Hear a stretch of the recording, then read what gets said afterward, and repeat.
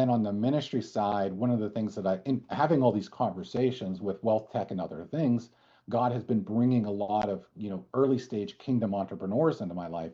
Similar Mm. problem. They're like, hey, I've got this business. I want to run it like a ministry. It's still secular, but it's still a business. And I want to, represent Christ appropriately.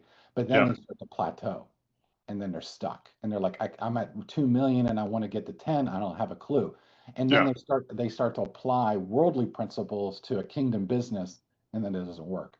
So Mm. what we're doing is we're actually going to launch an inner circle for kingdom entrepreneurs that are either looking to start a business, but they don't have, they have an idea, but they feel called to be an entrepreneur, but they're not really sure how to do that, as well as those who are already started, but they're kind of like starting to plateau. And so he sent a bunch of people, almost like 3 dozen people within the last like 2 months into my life.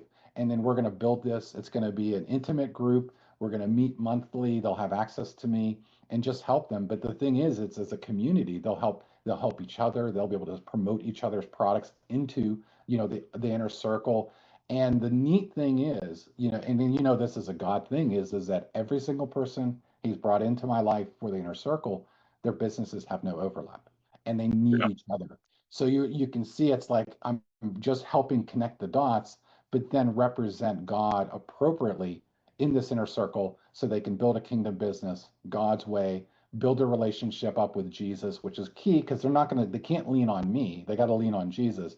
But then I'm kind of, that person that will speak into them as God allows it, but then also enable them to truly understand what it means to, pursue the kingdom, his righteousness and his kingdom, and all these things are added unto you. What does that really mean when you're running, a gym, or you're running an art studio, or you're a life insurance firm? Like, Yeah. how do you do that? When you do that, you apply the kingdom into your business, then everything else works.